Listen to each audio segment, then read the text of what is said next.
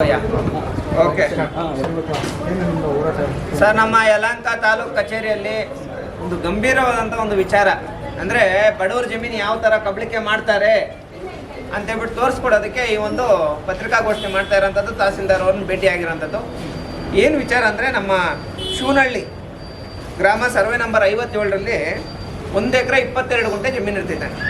ಈ ಜಮೀನು ಮೂಲ ಬಂದು ಮುನಿಚಂದ್ರೇಗೌಡ ಅಂತ, ನೋಡಿ ಇವ್ರ ಡ್ಯಾಡಿ ಮುನಿಚಂದ್ರೇಗೌಡ ಅಂತ. ಇವ್ರ ಡ್ಯಾಡಿ ಏನು ಮಾಡ್ತಾರೆ, ಇಂಟರ್ಕ್ಯಾಸ್ಟ್ ಮ್ಯಾರೇಜ್ ಮಾಡ್ಕೊತಾರೆ. ಎಸ್ ಸಿ ಸಮುದಾಯದವ್ರನ್ನ ಒಬ್ಬರನ್ನ ಇಂಟರ್ಕ್ಯಾಸ್ಟ್ ಮ್ಯಾರೇಜ್ ಮಾಡ್ಕೊತಾರೆ ಅಂತ ಹೇಳ್ಬಿಟ್ಟು ಏನು ಮಾಡ್ತಾರೆ, ಅಲ್ಲಿದ್ದಂಥ ಒಂದಷ್ಟು ಜನ ಲೋಕಲ್ಸು, ಯಾರು ಈ ಶಿವನಹಳ್ಳಿ ಗ್ರಾಮದಲ್ಲಿರೋಂಥ ಒಂದಷ್ಟು ಜನ ಲೋಕಲ್ಸ್ ಏನು ಮಾಡ್ತಾರೆ, ಒಂದಷ್ಟು ಜನ ರೌಡಿಗಳು, ಒಂದಷ್ಟು ಜನ ಭೂಗಳ್ರು, ಇವರೆಲ್ಲ ಏನು ಮಾಡ್ತಾರೆ, ಇಂಥ ಕ್ಯಾಸ್ಟಲ್ಲಿ ನೀನು ಮದುವೆ ಮಾಡ್ಕೊಂಡಿದ್ದೀಯ ಅಂತ ಹೇಳ್ಬಿಟ್ಟು ಪಾಪ ಇವ್ರನ್ನ ಊರಿಂದ ಓಡ್ಸಕ್ಕಿರೋದು. ಇವ್ರ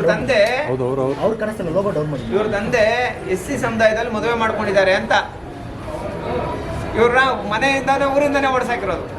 ಇವ್ರೇನಂತ ಬಂದಿದ್ದಾರೆ, ಈ 1 ಎಕರೆ 22 ಗುಂಟೆ ಜಮೀನು ಉಳಿಸ್ಕೊಡ್ರಪ್ಪ ಅಂತ ನಮ್ಮ ಹತ್ರ ಬಂದಿದ್ದಾರೆ.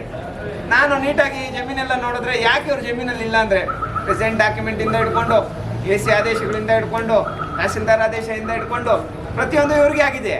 ಯಾಕೆ ಇವ್ರ ಜಮೀನಲ್ಲಿ ಇಲ್ಲ ಅಂದರೆ, ಇವ್ರ ತಂದೆ ಇಂಟರ್ಕ್ಯಾಸ್ಟ್ ಮ್ಯಾರೇಜ್ ಮಾಡ್ಕೊಂಡಿದ್ದಾರೆ ಅಂತ. ಹಂಗಾಗಿ ಪ್ರೆಸೆಂಟು RTC ಇವ್ರ ಹೆಸರಲ್ಲಿ ಇರೋದ್ರಿಂದ ನಾವು ಈಗಾಗಲೇ ಅದ್ಬಸ್ ಕೊಟ್ಟಿದ್ದೀವಿ, ಮತ್ತು ಜಮೀನು ಬಿಡಿಸ್ಕೊಡ್ಬೇಕು ಅಂತ ಹೇಳ್ಬಿಟ್ಟು ಮಾನ್ಯ ADLR ಅವ್ರಿಗೆ ಬರುತ್ತಿದ್ದು, ತಹಸೀಲ್ದಾರ್ ಅವ್ರಿಗೆ ಬರೋಲ್ಲ. ಅವ್ರ ಕೆಲಸ ಅವ್ರ ಖಾತೆ ಮಾಡಿಕೊಟ್ಟಿದ್ದಾರೆ.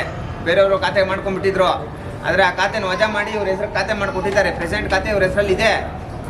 ಇಂಥ ಬಡವರಿಗೆ ಅಷ್ಟೆಲ್ಲ ಆಸ್ತಿಗಳಿದ್ರು, ಇದೊಂದೇ ಮಾತ್ರ ಆಸ್ತಿ ಅಲ್ಲ, ಸುಮಾರು ಆಸ್ತಿಗಳಿತ್ತು ಇವ್ರಿಗೆ. ಅಷ್ಟೆಲ್ಲ ಆಸ್ತಿ ಇದ್ದರು, ಇಂಥ ಬಡವ್ರಿಗೆ ಅನ್ಯಾಯ ಆಗೋಂಥ ಕೆಲಸ ಆಗಿದೆ. ಇದಕ್ಕೆ ಸಂಬಂಧಪಟ್ಟಂಗೆ ಏನು ನಮ್ಮ ಶಿವನಹಳ್ಳಿ ಸರ್ವೆ ನಂಬರ್ 57ರಲ್ಲಿ ಇವ್ರ ಜಮೀನು 1 ಎಕರೆ 22 ಗುಂಟೆ ಏನೈತೆ, ಇದನ್ನು ಈ ಕೂಡಲೇ ಅಲ್ಲಿರೋಂಥ ಯಾರು ಭೂಗಳಿರ್ತಾರೋ ಅವ್ರ ಮೇಲೆ ಕ್ರಮ ಕೈಗೊಳ್ಳಬೇಕು. ಜೊತೆಯಲ್ಲಿ ನಮ್ಮ KR ಪುರಂ ತಾಲೂಕು ಆಫೀಸ್ ಲಿಮಿಟಲ್ಲಿ ಆಯ್ತಲ್ಲ, ಮನೆಗಳು ಕಟ್ಟಿರೋ ಮನೆಗಳನ್ನ ಬೀಗ ತೆಗೆಸಿ ಆ ಬೀಗಗಳನ್ನ ರಿಯಲ್ ಓನರ್ಸು, ಲ್ಯಾಂಡ್ ಓನರ್ಸ್ಗೆ ಹ್ಯಾಂಡ್ ಓವರ್ ಮಾಡೋಂಥ ಕೆಲಸ ನಡೀತು. ಈ ಥರ ಕೆಲಸ ಇಲ್ಲಿನೂ ನಡೀಬೇಕು. ಅಲ್ಲಿರೋಂಥ ಮನೆಗಳನ್ನ ಡೆಮೊಲೇಷನ್ ಮಾಡಬೇಕು, ಇಲ್ಲ ಆ ಮನೆಗಳನ್ನ ಆಧಿಪತ್ಯ, ಅದು ಓನರ್ಶಿಪ್ನ ಈ ವ್ಯಕ್ತಿ ಕೊಡಬೇಕು. ಇದು ಎಲ್ಲ ಪಕ್ಕ ಲೀಗಲ್ ಸರ್. ಯಾವುದಾದ್ರೂ ಒಂದು ವಿಚಾರವಾಗಿ ನಾವು ಬಂದಿದ್ದೀವಿ ಅಂದರೆ ಪಕ್ಕ ಲೀಗಲಾಗಿ ಬರ್ತೀವಿ. ಪಾಪ ಇವ್ರಿಗೆ ಯಾರೂ ದಿಕ್ಕಿಲ್ಲ. ಆ ಟೈಮಲ್ಲಿ ಈ ಮುನಿಚಂದ್ರೇಗೌಡ ಅನ್ನೋರು ಸ್ವಲ್ಪ ಈ ಥರ ಒಂದು ಕೆಳ ಸಮುದಾಯದಲ್ಲಿ ಮದುವೆ ಮಾಡ್ಕೊಂಡಿದ್ದಾರೆ ಅಂತ ಒಂದೇ ಒಂದು ಕಾರಣಕ್ಕೆ ಪಾಪ ಈ ಥರ ಮಾಡೋಂಥ ತಪ್ಪು. ಇಂಥವ್ರ ಪರವಾಗಿ ನಾವು ನಿಂತ್ಕೊಂಡು ಹೋರಾಟ ಮಾಡ್ತಾ ಇದ್ದೀವಿ. ಈ 1 ಎಕರೆ 22 ಗುಂಟೆ ಜಮೀನು ಏನಿದೆ, 100% ಈ ವಿಚಾರದಲ್ಲಿ ಇವ್ರಿಗೆ ನ್ಯಾಯ ಸಿಗುತ್ತೆ. ಇವ್ರ ಜಮೀನು ಬಂದೇ ಬರುತ್ತೆ ಸರ್. Thank you. ಕೇಳಿ ಸರ್, ಈಗ ಯಾರಿದ್ದಾರೆ ಸರ್ ಅಲ್ಲಿ ಆ ಜಾಗದಲ್ಲಿ? ಈಗ ಜಾಗದಲ್ಲಿ ಒಂದಷ್ಟು ಜನ ಇದ್ದಾರೆ. ಈಗ ಸುಮ್ಮನೆ ನಾವು ಅದೇನೋ ಹೇಳ್ತಾರಲ್ಲ, ಆ ಥರ ಯಾರ್ಯಾರ ಹೆಸರುಗಳು ಹೇಳ್ಕೊಂಡು ಅವ್ರನ್ನೆಲ್ಲ ನಾವು ಹೀರೋಗಳು ಮಾಡೋದಕ್ಕೆ ಹೋಗಲ್ಲ ಸರ್. ನಮ್ಗೆ ಯಾವಾಗ ಇಶ್ಯೂ ಆಗ್ಬಿಟ್ಟಿದೆ ಇದು. ಮತ್ತೆ ಈಗ ನಾವು ಅವ್ರ ಹೆಸರುಗಳೆಲ್ಲ ಹೇಳ್ಕೊಂಡು ಅವ್ರ ಬಗ್ಗೆ ಎಲ್ಲ ಮಾತಾಡ್ಕೊಂಡು ಯಾಕೆ, ನಮ್ಗೆ ಅದ್ರಲ್ಲಿ ಬೇಡ, ನಮಗೆ ಭೂಮಿ ಬೇಕಷ್ಟೇ. ಎಷ್ಟು ವರ್ಷ ಆಯ್ತು ಸರ್ ಇದು? ಇದಾಗಿ ಒಂದು 20 ವರ್ಷ ಆಗಿದೆ ಸರ್. 14 ವರ್ಷದಿಂದ ಕೋರ್ಟಲ್ಲಿ ಹೋರಾಟ ಮಾಡಿ ಇವಾಗ ಗೆದ್ಬಿಟ್ಟವನೇ. ಪಾಣಿ ಬರ್ತಾ ಇದೆ, ಗೆದ್ದಿದ್ದಾನೆ. ಬಟ್ ರೀಸೆಂಟಾಗಿ ಕೂಡ AC ಅವರು ಪಾಣಿ ಮಾಡಿಸಿದ್ದಾರೆ. ಯಾರ ಕಡೆಯಿಂದನೂ ಇವರು ಜಮೀನು ಬಿಡ್ಸೋಕ್ಕಾಗಿಲ್ಲ. ಕೊನೆಗೆ ನಮ್ಮ ಹತ್ರ ಬಂದಿದ್ದಾರೆ ಇವರು